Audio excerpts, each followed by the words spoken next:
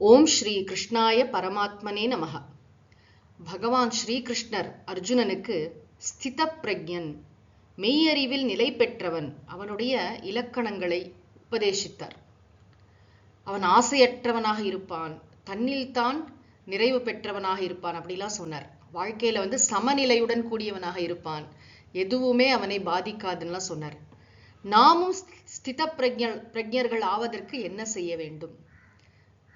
சாஸ்திரங்களை குருமுகமாக கற்க வேண்டும். அதுதான் முக்கியமான வழி இல்லையா? ஒரே வழி அதுதான். குருமுகமாக சாஸ்திரங்களை, வேதாந்த சாஸ்திரங்களை பொறுமையாக முறையாக தொடர்ந்து கற்க வேண்டும். ஒவ்வொரு நாளும் நம்ம வாழ்நாளில் சிரவணத்திற்கு என்று நேரம் இருக்க வேண்டும், மனனத்திற்கு என்று நேரம் இருக்க வேண்டும். அதனோடு மிக முக்கியமான சில உபாயங்களை கடைபிடித்து தான் ஒரு சாதகர் ஸ்தித பிரக்ஞனாக ஆகிறார்.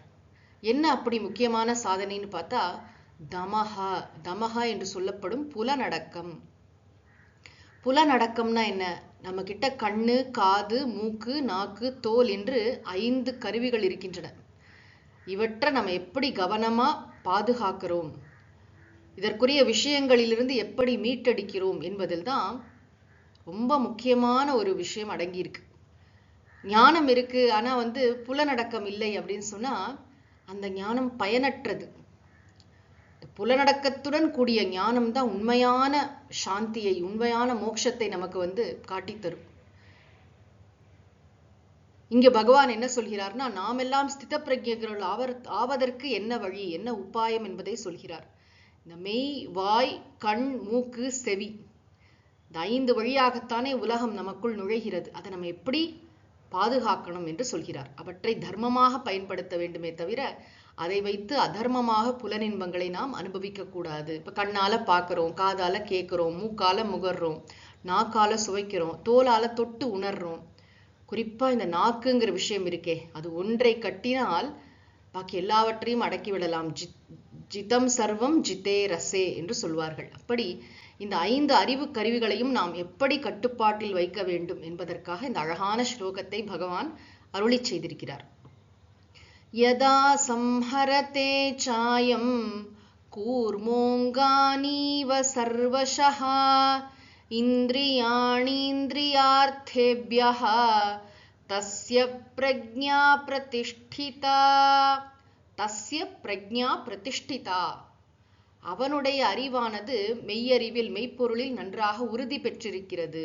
நல்ல ஸ்டெடியா இருக்கான், அவன் எதுவுமே அசைக்க முடியாது. எப்படிப்பட்டவன்னா இந்திரியாணி இந்திரியார்த்தேபியா. இந்திரியாணின்னு சொன்னா இந்த 5 அறிவு கருவிகள், சென்ஸ் ஆர்கன்ஸ் ஆஃப் நாலேஜ். இது இந்த ஞானேந்திரியங்கள், கர்மேந்திரியங்கள் எல்லாவற்றையும் இந்திரியார்த்தேபியா அப்படின்னா அதற்குரிய விஷயங்கள். அவற்றிலிருந்து இவன் எப்படி அதை பாதுகாக்கிறானா, யதா எப்படி இவன் நன்றாக இந்த சாஸ்திரங்கள் எல்லாம் படித்த ஒருவனை பற்றி இங்க சொல்கிறார். எப்படி கூர்மக அங்காணி சம்ஹரத்தே இவ. கூர்மகன்னு சொன்னா நமக்கு தெரியும் ஆமை. அங்காணி, ஆமைக்கு 4 கால்களும் ஒரு தலையும் இருக்கின்றன. ஆனா அதோட ஓடு ரொம்ப ரொம்ப ஹார்டா இருக்கும், அதை எளிதில் உடைக்க முடியாது.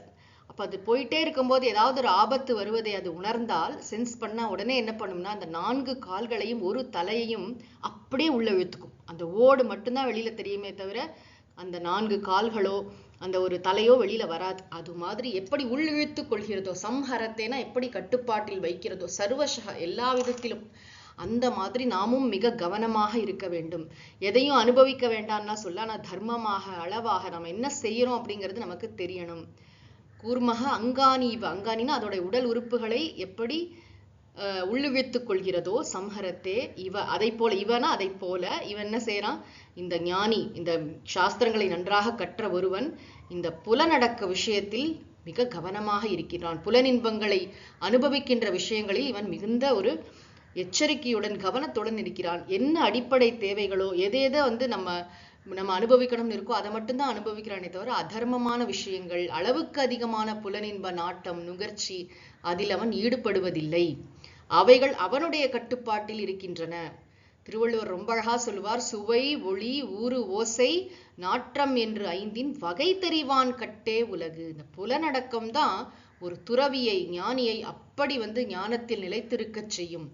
இந்த புலனடக்க பயிற்சி இல்லாத ஞானம் பயனற்றது. அது ஓட்டை குடத்தில் விட்ட நீரை போல.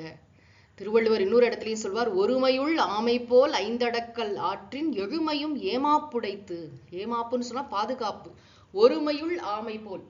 இந்த ஆமை எப்படி தன்னுடைய அந்த ஓட்டுக்குள்ள எல்லாவற்றையும் அடக்கி கொள்கிறதோ அது போல யார் இந்த ஐம்புலன்களையும் ஐம்பொறிகளையும் ஐம்புலனின்ப விஷயங்களிலிருந்து அடக்கி காப்பாற்றி ஆள்கிறானோ அவன் எழுமையும் ஏமாப்புடைத்துனா 7 பிறவிகளிலும் அவனுக்கு பாதுகாப்பை தரும். இது புலனடக்க பயிற்சிங்கிறது நாம் எல்லோரும் இந்த சாஸ்திரத்தை படிக்க தொடங்கறதுக்கு முன்னாடியும் சாஸ்திரம் படித்து கொண்டிருக்கும் போதும் சாஸ்திரத்தை படித்து அதில் மேல மேல சிரவணம் மனனம் நிதித்தியாசனம் ஆகிய நிலைகளுக்கு செல்லும் பொழுதும் இடைவிடாமல் நாம் கடைபிடிக்க வேண்டிய ஒரு முக்கியமான பயிற்சி. எதை பார்க்கிறோம், எதை கேட்கிறோம், எதை முகர்றோம், எதை சாப்பிட்றோம், எப்படி நம்முடைய விவகாரங்கள் எப்படி இருக்கின்றன, தர்மமாக இருக்கின்றனவா, அளவாக இருக்கின்றனவா, எதுலையுமே நம்ம அளவுக்கு மீறி போகாம இருக்கோமா அப்படிங்கிறது இந்த ஞான நிஷ்டை பெறுவதற்கு மிக மிக முக்கியம். வாழ்க்கையில மோட்சத்தை உணர வேண்டும், அமைதியான ஆனந்தத்தை உணர வேண்டும், பிறவா பெருநிலை அடைய வேண்டும், இந்த பிறவியின் உண்மையான நோக்கத்தை நிறைவேற்ற வேண்டும் அப்படின்னு சொன்னா இதை நாம் கடைபிடிக்க வேண்டும். ஓம் சாந்தி சாந்தி சாந்தி. ஹரிஹி ஓம் தத்சத். ஸ்ரீ கிருஷ்ணார்ப்பணமஸ்து.